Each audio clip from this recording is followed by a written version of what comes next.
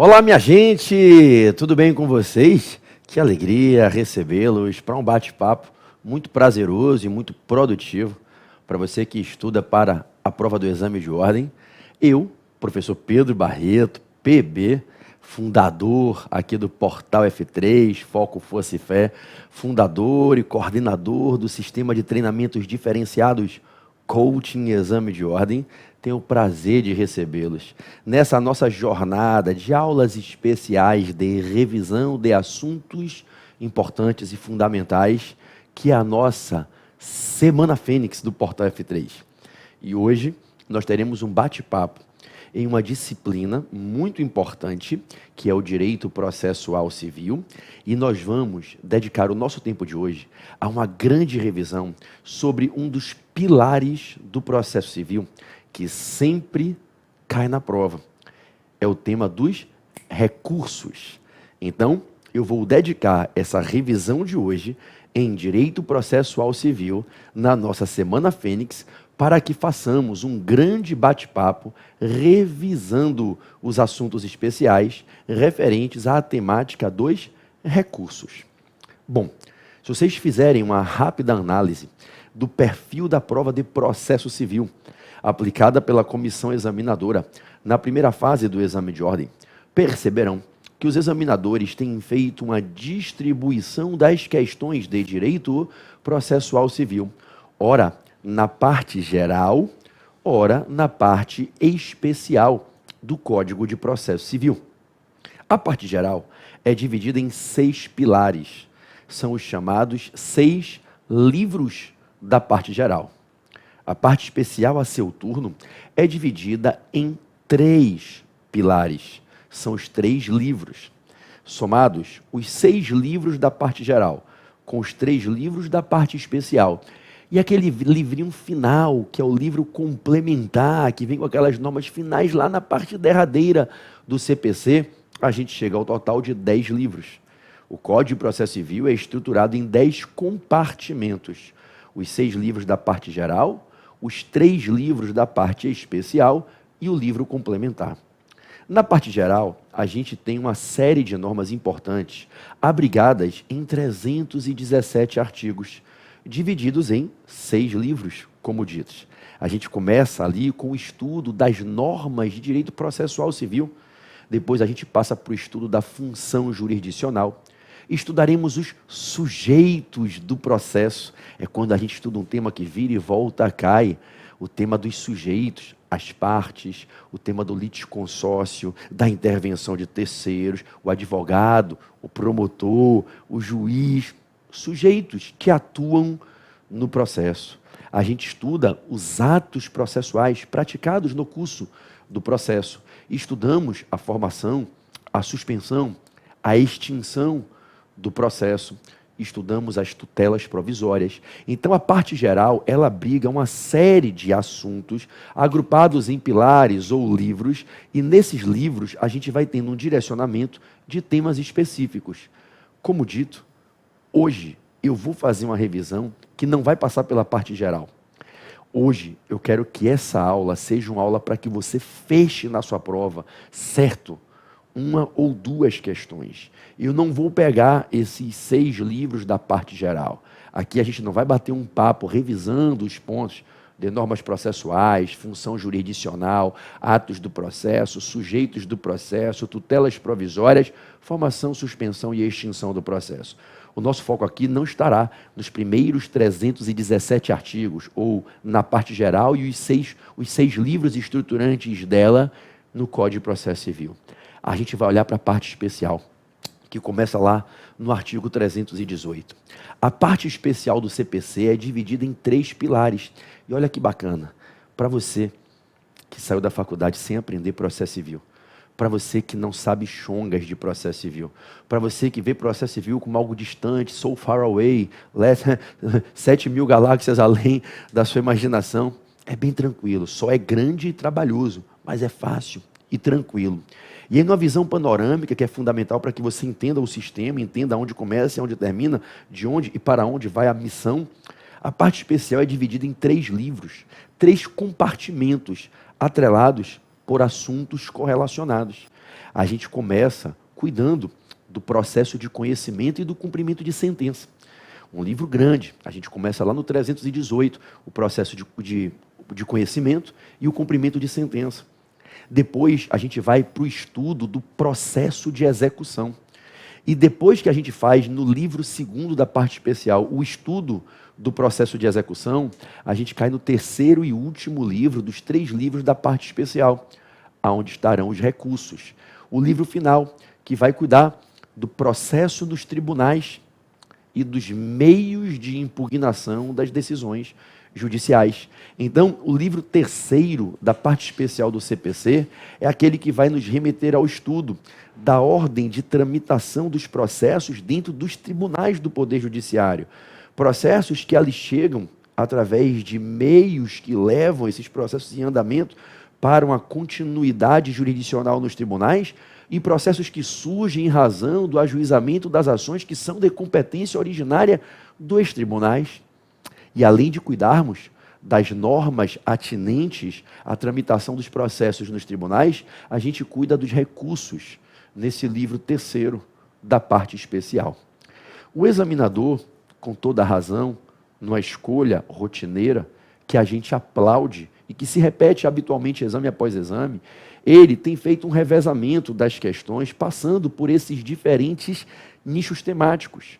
Ora se trabalham livros da parte geral, ora livros da parte especial, e desses 9 livros, o examinador vem colocando as 6, às vezes 7 questões envolvendo o processo civil bem distribuídas. O único livrinho desses 9 que eu posso dizer a vocês que tem sido rotineiro em todas as provas, sem exceção, e em algumas provas tem gerado 2 questões, é o livro 3 da parte especial, no título dos recursos. É o último tema trabalhado no Código de Processo Civil e um dos mais importantes para a advocacia. Essa prova que a gente está aqui estudando para que vocês superem ela, é uma prova, a prova do exame de ordem, para que vocês, concluindo essa etapa e superando-a, sendo aprovados no exame de ordem, se tornem que perfil de profissionais? Advogadas e advogados. Advogadas e advogados. E o advogado, a advogada, quando atua no processo, quando atua na persecução do provimento jurisdicional, advogando, ele redige petições iniciais, petições de respostas do réu, do demandado e recursos, para que através dos recursos possa fazer impugnações a decisões judiciais. Recursos são ferramentas do dia a dia da vida de um advogado, de uma advogada.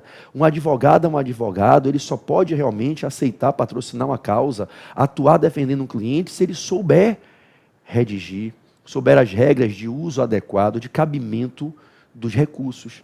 Porque através dos recursos que podem as partes, evidentemente representadas por seus advogados, suas advogadas, impugnar dentro do processo decisões judiciais que lhes são desfavoráveis, prejudiciais e que entendem foram indevidamente proferidas, almejando a busca de novas decisões que protejam seus interesses dentro do processo.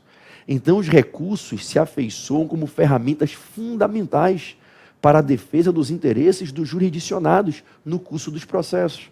Então, o examinador tem dado um prestígio distinto aos recursos. Em todas as provas tem se trabalhado pelo menos uma, e em algumas provas 2 questões referentes aos recursos. Para sua felicidade, é um tema que está abrigado em apenas 50 artigos do Código. São os 50 artigos finais que antecedem o livro complementar. Como vos disse, fazendo uma rápida síntese, o CPC tem uma parte geral e uma parte especial. A parte geral bem menor, com 317 artigos, e a parte especial, começando com o artigo 318 e indo até o final, onde se encerra com os recursos no artigo 1044, para que venha depois um rol de 28 artigos até o 1072, com o livro complementar, que abriga disposições finais gerais e disposições transitórias. Então, se a gente parar para fazer uma análise fria, nós temos 6 livros na parte geral, falamos de normas fundamentais, função jurisdicional, atos do processo, sujeitos do processo, tutelas provisórias, formação e extinção do processo. Aí temos uma parte especial, com o processo de conhecimento, que é o mais usual, é o que a gente mais vê no dia a dia, e é no qual a gente mais milita advogando, a verdade é essa, não há como comparar o volume de processos de conhecimento com o volume de processos de execução, e a gente então tem o processo de conhecimento e o cumprimento de sentença no livro 1º da parte especial, os processos de execução no livro 2º da parte especial, e no livro 3º, a ordem dos processos, a tramitação de processos nos tribunais e os meios de impugnação das decisões judiciais proferidas nos processos, onde entram os recursos. Então, o que é que eu vou fazer na nossa Semana Fênix? Eu não vou chegar aqui e fazer com vocês uma revisão, dando 1 a 2 dicas de cada um desses 9 títulos, porque pode ser que eu até tenha a sorte de, em 1 a 2 dicas de cada um dos 9 títulos, acertar alguma coisa que cai na prova. Mas isso seria falta de foco. Eu posso chegar aqui e dar 2 dicas de litisconsórcio, 3 dicas de intervenções de terceiros, 2 dicas de atos do processo, atos de comunicação, intimação e citação, dar 2, 3 dicas sobre normas fundamentais do processo, 2 dicas sobre jurisdição, cooperação internacional. E aí o tempo vai passar e quando você perceber, por não ter tido foco, eu esparramei um monte de dicas, poucas em cada tema, de muitos temas. E talvez nada disso caia na próxima prova. Eu prefiro que a gente pegue aquele tema, recursos, que cai sempre, e a gente use aqui esse tempo de aproximadamente 2 horas que teremos, para que a gente faça um bombardeio de dicas dentro desses 50 artigos, 994 a 1044 do CPC, que disciplinam, com as regras mais importantes, a temática dos recursos. E como lhe disse, sempre cai na prova. Às vezes, imaginem, vem um professor fazer uma revisão de direito ambiental para 2 questões na prova. Às vezes você vem buscar uma revisão de Código de Defesa do Consumidor para 2 questões na prova. Às vezes você está buscando aquela revisão maravilhosa sobre direito internacional para 2 questões na prova. Recursos, apenas 50 artigos para uma e em vários exames. Quem sabe no próximo não será assim, para 2 questões na prova. Entenderam? Então a gente vai focar nessa aula de hoje, isso aqui não é um módulo, não é uma isolada de processo civil, é uma revisão, a gente vai focar no tema dos recursos. Eu tenho certeza que quando acabar essa aula e vocês olharem para as provas passadas e começarem a caçar as questões de recursos, vocês vão dizer, poxa professor, se eu tivesse tido essa revisão, não é nem o meu curso, a minha isolada de recursos, eu tenho uma isolada aqui no portal sobre direito processual e na parte dos recursos eu faço 7 ou são 8 encontros de 2 horas, 2 horas e meia cada um. É um módulo de quase 20 horas. Aqui eu vou fazer um bate-papo de 2 horinhas, sintetizando de maneira rápida, direta e objetiva, precisa, os pontos que são mais cobrados pela nossa banca examinadora. Tudo bem? Maravilha. Tenha o CPC em mãos, nós trafegaremos aqui dentre esses artigos que já citei e mais uma vez afirmo. 994 a 1044. Beleza? Vamos lá. Primeiro ponto. O que é recurso? Gente, o recurso é uma ferramenta que a ordem jurídica disponibiliza para os sujeitos do processo, para o autor, para o réu, as partes, para o Ministério Público e até mesmo para um terceiro fora do processo, quando prejudicado pelos efeitos de uma decisão exarada no processo.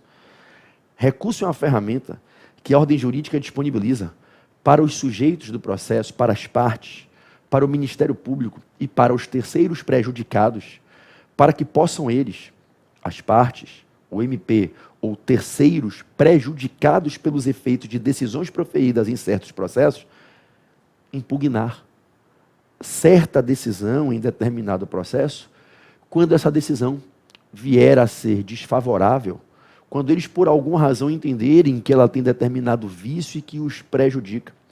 O recurso é uma ferramenta designada a possibilitar a impugnação de uma decisão judicial proferida no curso do processo. A impugnação feita através do manejo do recurso há de se fazer dentro do próprio processo, nos autos do processo, em regra.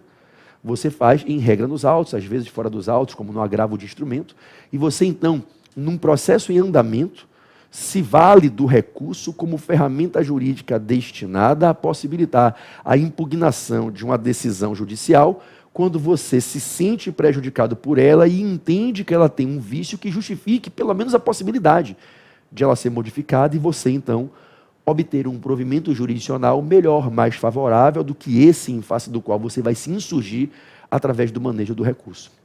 O recurso é, portanto, um meio de impugnação de decisões judiciais, que pode ser utilizado pelas partes, pelo Ministério Público ou pelo terceiro prejudicado pelos efeitos da decisão. E aí você talvez me pergunte, professor, então eu posso dizer que recurso é sinônimo de meio de impugnação de decisão judicial? Não. Recurso é espécie do gênero.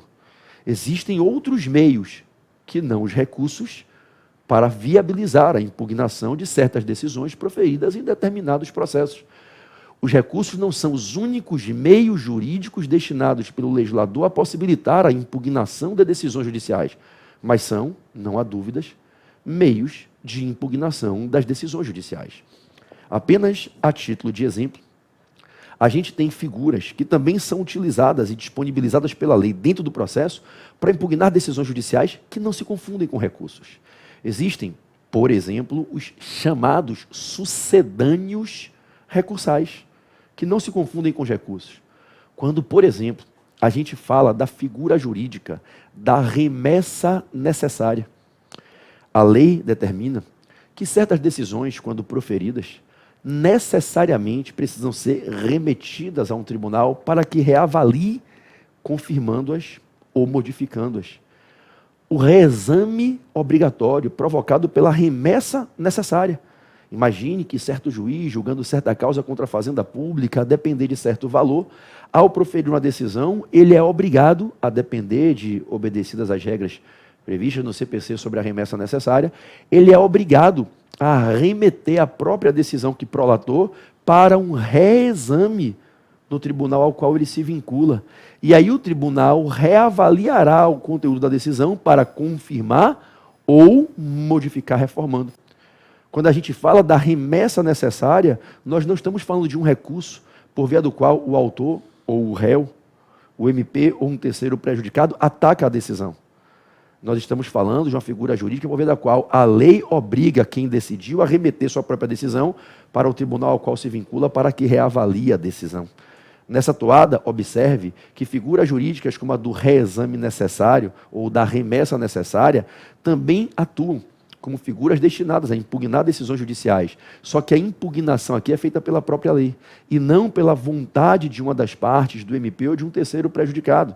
Se eu impetro um mandado de segurança contra a fazenda pública e obtenho êxito com um juiz numa vara de fazenda prolatando sentença que julga procedente o meu mandado de segurança, pode ser que a fazenda, pode ser que a procuradoria não apele da sentença. Eu que fui o vencedor, provavelmente, aceitando a sentença que me é favorável, julgou procedente meu MS, entendendo eu que não há nada a impugnar nela, parcialmente, eu não vou apelar, eu não vou recorrer.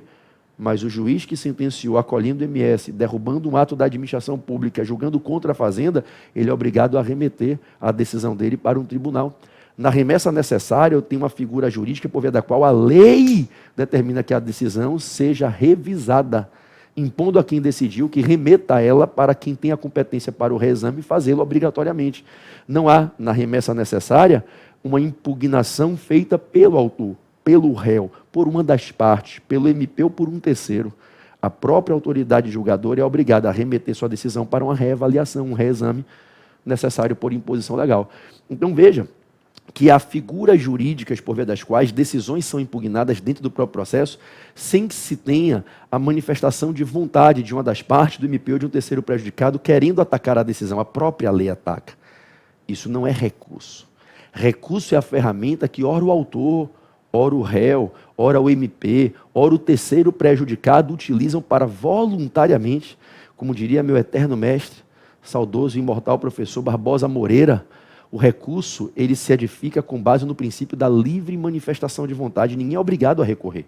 E o recurso só será interposto se alguém expressamente demonstrar a intenção de recorrer. Então, o recurso é um meio de impugnação de decisões judiciais dentro do processo, mas não é o único meio. Existem os sucedâneos recursais que possibilitam impugnações a decisões judiciais no curso do processo e que não se confundem com os recursos. Recursos, pela última vez, como vos disse há pouco e agora reafirmo, são ferramentas por via das quais as partes, o MP, um terceiro prejudicado, podem, com base na sua vontade, impugnar decisões viciadas que entendem serem indevidas e que merecem ser modificadas que lhes são desfavoráveis e impugnam com o propósito de obterem no provimento recursal uma nova decisão que lhes seja mais favorável. Professor, existem meios de impugnação de decisões judiciais que não sejam utilizados dentro do próprio processo? Sim, existem as chamadas ações de impugnação autônomas. Ações autônomas de impugnação, por via das quais alguém ajuiza uma ação para pedir a formação de um novo processo, no qual se estará impugnando a decisão de um outro processo. Quando, por exemplo, eu ajuizo no STF uma reclamação constitucional em face de certa decisão judicial proferida num processo em andamento, ajuizada a minha reclamação originariamente no STF e recebida, deferida a inicial formacial um processo em que o que se analisará é a impugnação que estou fazendo, nesse meu exemplo de reclamação em face de decisão judicial, de uma determinada decisão judicial, que pode ser cassada pelo STF, dando procedência à minha reclamação. A ação rescisória é um outro exemplo de ação autônoma que eu ajuizo num determinado tribunal, pedindo que se acolhe aos fundamentos que exponho e deem provimento ao pedido que faço, de que se rescinda, que se venha a rescindir determinada decisão proferida em outro processo, a qual, inclusive, já está coberta pelo manto da coisa julgada, mas por não ter se expirado aquele prazo bienal dos 2 anos, a contar de quando transitou em julgada a decisão, e estando presente um dos vícios que ensejam cabimento da rescisória, eu venho com uma ação autônoma fora daquele processo, atacar aquela decisão já exaurida e não mais atacável por recursos, através da ação rescisória. Então percebam com simplicidade, com essa facilidade que a gente tem para ensinar, e se vocês se acalmarem e focarem, terão para aprender o processo civil. É fácil pra caramba. Percebam que recursos não são os únicos meios de impugnação de decisões judiciais. Cuidado com isso em prova. Recurso é uma espécie do gênero. Há diferentes categorias processuais que possibilitam impugnações a decisões judiciais. Recursos são meios internos do processo, meios intraprocessuais de impugnação de decisões judiciais. Não são os únicos, porque como dei, por exemplo, a figura da remessa necessária, existem as figuras jurídicas que a gente chama de sucedâneos recursais. Os recursos e os sucedâneos recursais são figuras que a gente usa dentro do processo para impugnar uma decisão proferida dentro do processo, impedindo que ela transite em julgado, provocando a continuidade do processo. A lide fica pendente, ocorre o que alguns aqui entenderiam adequado chamarmos de litispendência provocada, e então, em razão do recurso ou do sucedâneo recursal, o processo segue, a lide não está definitivamente exaurida e você tem continuidade jurisdicional. Já as ações autônomas de impugnação são meios externos, extraprocessuais, panprocessuais, fora do processo, para impugnar decisões judiciais proferidas em determinado processo. Alinhando o pensamento final dessa introdução conceitual, a gente pode dizer que existem meios internos e externos de impugnação das decisões judiciais. Os meios externos são aqueles que a gente usa fora do processo em que a decisão foi proferida. São as ações autônomas de impugnação. Como, por exemplo, mencionei aqui 2 exemplos, a reclamação constitucional e a ação rescisória. Poderia falar de mandado de segurança em face de decisão judicial e outros meios existentes. E os meios internos são aqueles que se usam dentro do processo para impugnar a decisão no próprio processo, evitando que ela transite em julgado, almejando a continuidade do processo e um novo grau de jurisdição exarado ali naquele mesmo processo. Podem ser os recursos ou os sucedâneos recursais. Esses não emanam da manifestação de vontade do interessado em impugnar a decisão. Os recursos se edificam no princípio da livre manifestação de vontade e é com base na vontade do recorrente, que é quem vai impugnar a decisão, que o recurso é cabível e é utilizável no processo. Beleza? Beleza. Eu costumo dizer a todos que a melhor definição quanto à natureza jurídica dos recursos que eu li foi do professor Araquém de Assis, lá do Rio Grande do Sul, um querido amigo também, né, quando certa feita disse: o recurso nada mais é do que um incidente processual, incidente algo que acontece sobre algo que está em andamento, é um incidente, né? Incidente é aquilo que se faz no meio de algo que está acontecendo, algo incidental. Os recursos são incidentes processuais de defesa de interesses das partes, MP ou de terceiros prejudicados, que se utilizam para formalizar impugnações a decisões judiciais viciadas, ora, por desrespeito a normas de procedimento, ora, quanto a um mau conteúdo aplicado na jurisdição prestada na decisão proferida. Então, diria o saudoso, não porque ele está vivo, né? Saudoso é a minha saudade que eu estou dele, que já tem um tempo que não o vejo. Diria e diz o meu grande professor e referência para mim, professor Araquém de Assis, que recursos são incidentes processuais para a defesa dos interesses, ora do autor, ora do réu, ora do MP, ora de terceiros prejudicados, por via dos quais se formalizam impugnações a decisões judiciais no curso dos processos, almejando novas decisões mais favoráveis do que essa que se vai impugnar, revelando-se ali, interpondo-se o recurso e revelando-se a insurgência, e que tem por fundamento a existência de um vício na decisão, que pode ser um vício de procedimento ou um vício de conteúdo. Caindo na prova, aproveito o ensejo, qual é a diferença desses vícios? Gente, a gente fala dos vícios de procedimento, que a gente costuma chamar de error in procedendum, erro procedimental, como aqueles vícios em que as autoridades que estão decidindo, ora juízes, ora tribunais, desrespeitam as regras que estabelecem o trâmite.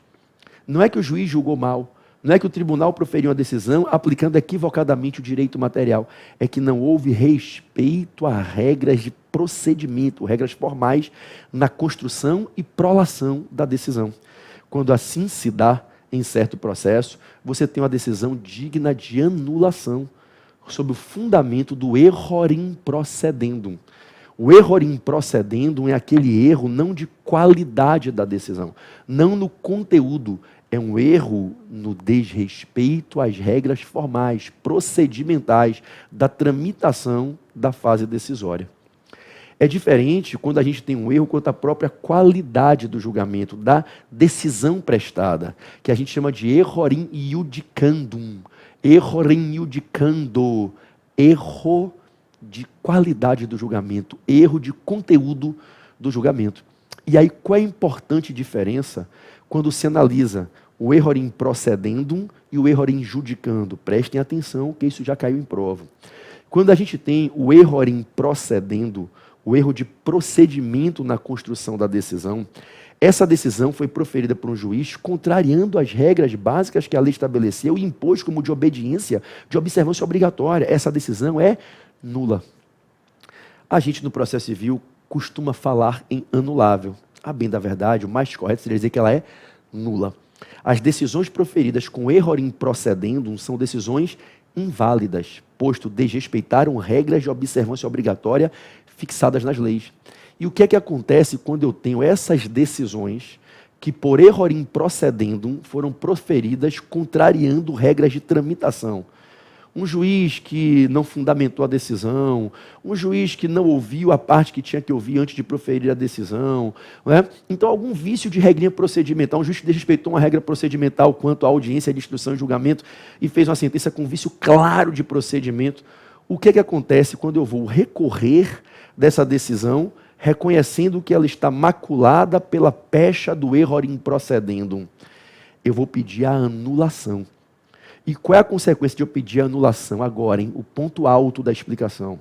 Quando eu recorro, tendo como causa de pedir recursal, como fundamento do pedido recursal, o error in procedendo, o que eu peço é a anulação. A consequência é que se o recurso for provido no mérito e o meu pedido for acolhido e a decisão for anulada, o processo volta para quem proferiu a decisão viciada para que decida de novo. Exemplificando, se eu tenho uma sentença proferida por certo juiz com erro in procedendo e eu quero impugnar essa sentença, alegando o erro de procedimento, mostrando que a decisão é anulável, eu faço a apelação, o juiz recebe, encaminha para o tribunal independentemente de admissibilidade, não se faz mais juízo de admissibilidade, né, no juízo originário, na vara em que o juiz proferiu aquela sentença atacada pelo apelo, e então a apelação sobe para o tribunal. Imaginemos um juiz da Justiça Estadual e a minha apelação sendo encaminhada para julgamento no Tribunal de Justiça, no TJ, ao qual esse juiz se vincula naquele determinado estado da federação. Se o tribunal concordar com o que exponho e entender que houve sim o erro in procedendo, e que isso é um erro insanável, insuperável, ele vai anular a sentença.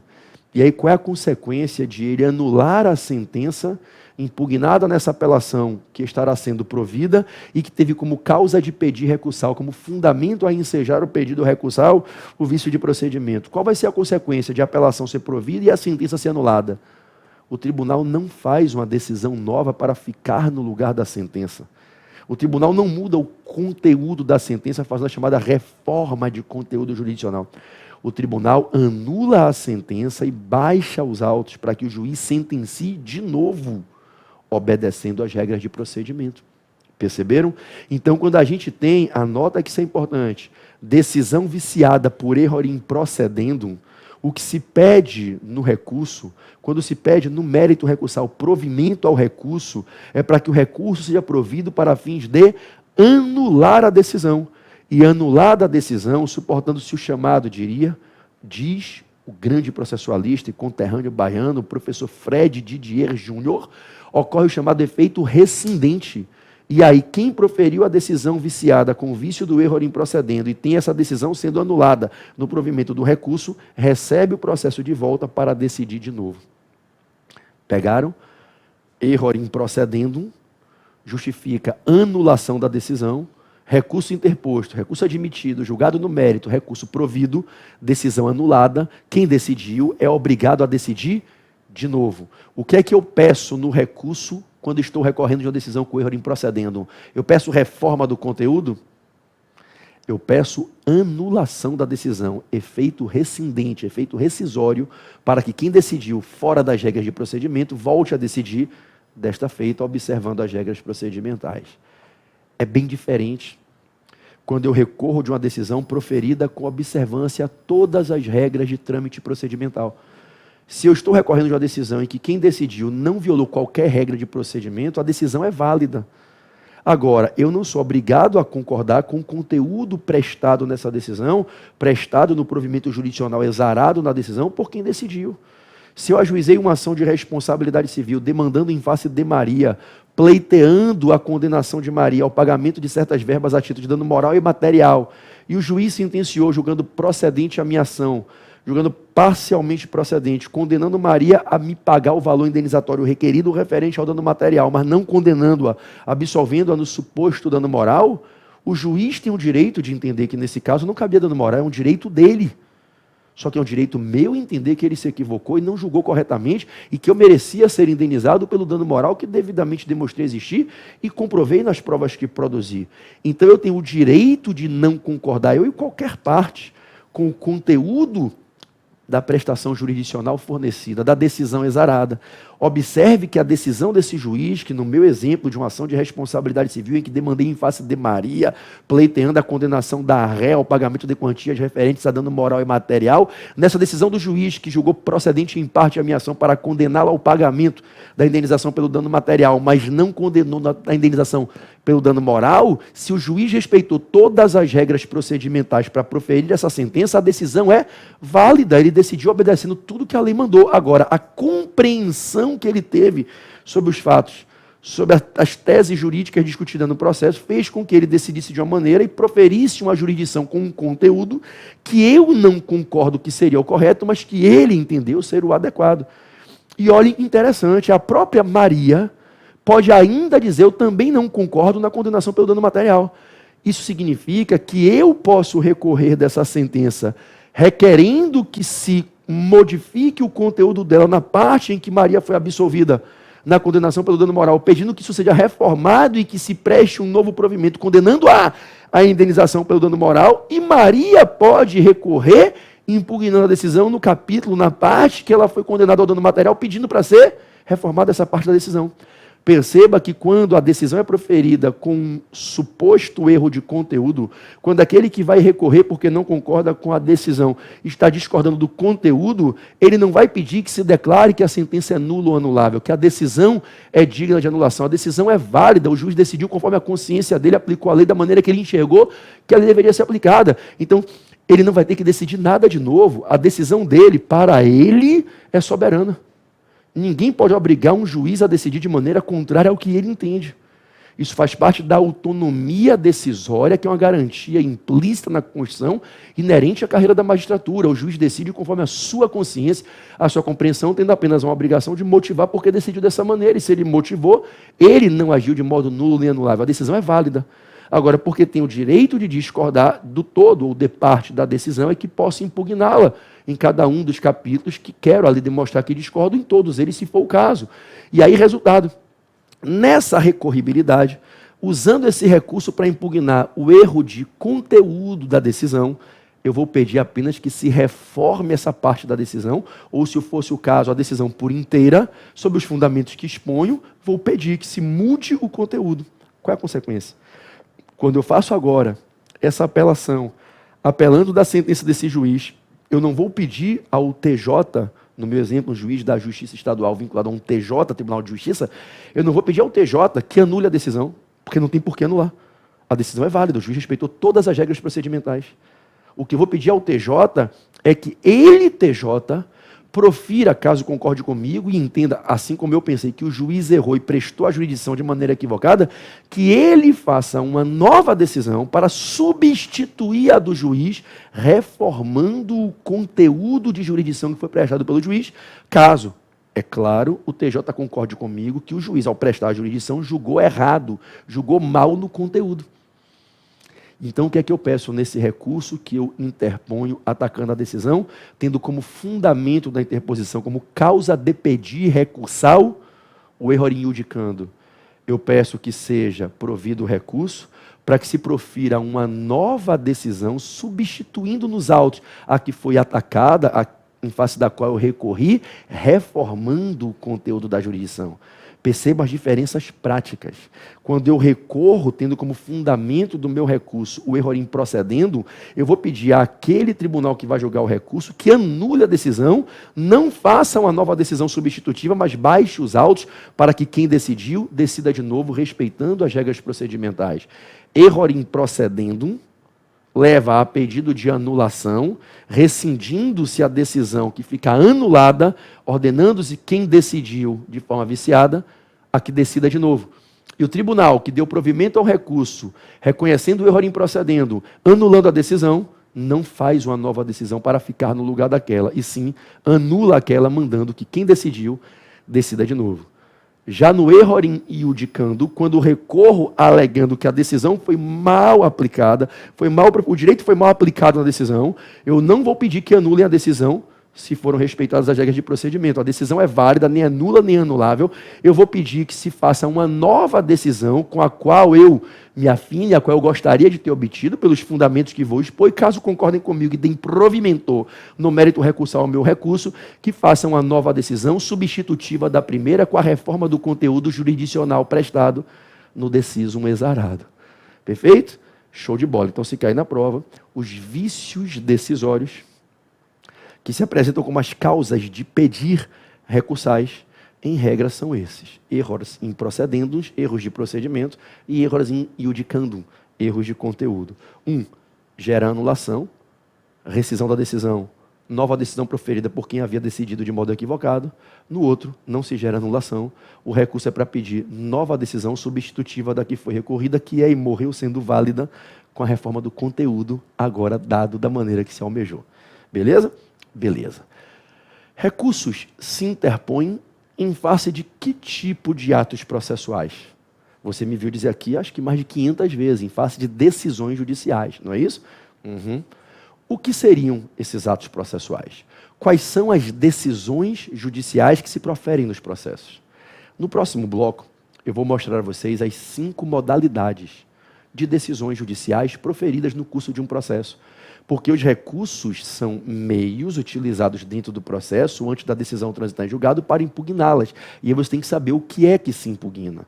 Lato sensu se impugnam decisões judiciais. Recursos impugnam atos decisórios. Recursos não impugnam despachos, atos ordinatórios de mera movimentação do processo. Recursos impugnam decisões judiciais. Quais são as espécies de decisões judiciais? E por que é importante lembrar nessa revisão quais são as espécies de decisões judiciais?